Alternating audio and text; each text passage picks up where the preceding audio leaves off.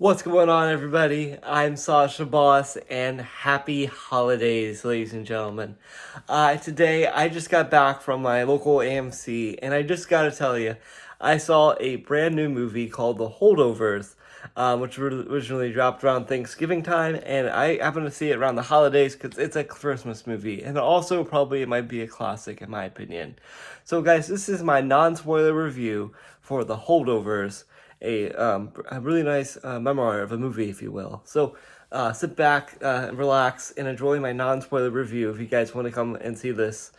Okay, like I said, this 2023 had some of the best movies I've seen in a very long time. This is a year of film. Like I said about 2017, if I've not mentioned this already, but 2017 was a golden age in movie filmmaking as well. And 2023 is shaping up to be the best year in a long time for cinematic history because we got so many great Oscar nominations. Like, this movie could be an Oscar nomination. This is none other than the movie I'm talking about today called Holdovers. You may be wondering what Holdovers is all about. Well, the movie Holdovers takes place at a boarding school similar to Hogwarts. This school is home to different kids who are like on boarding. It's like a boarding school where they have to live on campus during like the school year. So the movie follows the holdovers, or the afterthoughts, of the people who had to stay back because their families are having some other dilemmas that they must endure during the holiday season.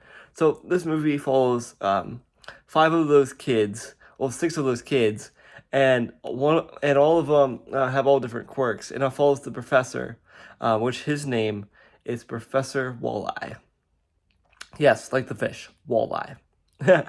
So the movie follows all of these characters and their day-to-day lives with Mr. Walleye, because no one really cares to like Mr. Walleye at all. So I'm going to talk a little bit about the characters now. Well, starting off the subject of Mr. Walleye. Mr. Walleye happens to be this character that at first I'm like, he's a little corny, but he's also very like smart. Like, he's very intelligent for the ancient ruins, is what he's really fascinated on, the ancient civilizations, which I love history. So he's really almost like those harder people to talk to because you don't have a lot in common with him. So it's kind of like those common interests don't really rely. So he kind of focuses on self-resilience to himself. But he forms a nice friendship bond with another student called Agnes. That's all I can say without giving any spoilers. Okay, guys, so Agnes is another character in this movie. I absolutely love his character. He really reminds me of a grown-up Finn Wolfhard, or Mike from Stranger Things. His character performance, he actually kind of looks like Mike from Stranger Things a little bit. But he has a really nice leadership portrayal. He just is a guy that's kind of like on a bitter, like, it's almost like a rocky road on his day-to-day life. He just doesn't really feel like he's an outcast, but he doesn't really feel like he fit in. He's kind of like shy and lonely, so kind of like people kind of pick on him, but he doesn't know what's right besides showing a little bit more aggression towards others. So he's mostly like that weird apprehensive kind of state in his life, which is a little bit of a bumpy road, and he's just trying to do everything that's right to not get kicked out of that. And also, it follows another character, which is probably my favorite character in the whole entire movie besides Mr. Walleye. This is the lunch lady, Miss Lamb. I forget her. I don't know her first name. I forget her first name, but Miss Lamb is is a grieving mother during the holidays after losing her son in Vietnam. And this movie does take place around Vietnam, so it takes place in the 1970s, which was a really nice time period. I have to explain something what I really enjoyed here. But her character was really thought out and really, she was funny. She was just a really nice, kind-hearted woman. So shout out to that actor. Okay, when I say Oscar performances, I really highly think that she's going to be the actress of the year is Miss Lamb, just because her character really can connect to a lot of people like me, just because she just feels really relatable and really lifelike, her character. We also, I really think the Mr. Walle's Professor Walleye would also be an Oscar nomination for Best Supporting Actor, just because he has a nice realistic approach to his character. There's a lot of really nice Oscar performances in this character. as well, which is really nice. My predictions. Well, okay, so now let's go to the things I've really enjoyed about this film. Number one being, this film really felt like a 1970s VHS pop in the old television kind of movie. They really kept the realism to the point of 1971. This is the year right before Star Wars. Well, Star Wars came out in 1970, so it's a year after Star Wars. Like I said, this is a masterpiece. Like, it really gives you the vibe of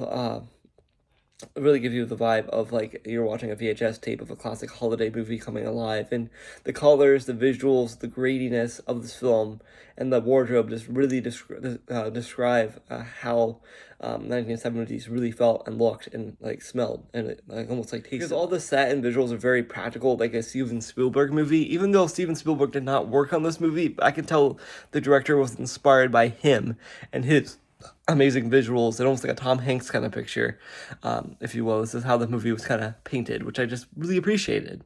Or other words, the atmosphere. Another thing I really like about this movie is how comforting the story takes you with the characters, because the characters are looking for comfort and joy, and everyone has been there in their life where they have been on a rough patch or a rocky road, for instance, and we can all find a way to relate there, and it's like how we handle those emotions is what what was the main message of this movie is. It's like having all these emotions is not good, but you can do well and try to find something positive to think about or look forward to, and just find love in everything you do. Is pretty much what I took away from this film. It's the greatest message I could take of this year as well. It's probably one of the greatest films I've seen with that message. It's a beautiful message. I highly recommend it. Okay, so with all that being said, those are things I really enjoyed about this movie. This movie would actually be something I'm looking forward to rewatching with my family, just because I might start watching this movie every year, just because it's so comforting and very joyful. It does not really feel like a traditional holiday movie by any means. It feels like more of a family connection of a film than a diverse watch. This is a film I just will sit back with a cup of coffee or a coffee cake or some pastry and just have a good laugh and a good chuckle and just a good time to watch. So that's how I recommend it to you guys. But regardless, guys, I don't have any gripes. No, not whatsoever. There's no gripes at all. The only gripe I give it to is my AMC, just because there's some big music blasting during some of the quiet and somber moments in that film. So yeah. So there you have it, guys. This movie is easily a 10 out of 10. A must-watch in the theater, a must-watch on HBO Max, wherever the streaming platform this movie will come on to. I highly recommend paying $20 to see it on Amazon Prime. It's that good. It was that good, ladies and gentlemen. I don't think it's as good as Killers of the Flower Moon. This might be my third one of this year. So that was my last movie I saw this year, and I'm looking forward to 2024, where they see some new films. Okay, guys, with that being all said, I'm Saj the Boss, and I gotta tell you my top 3 films of this year. Number 1, Killers of the Flower Moon.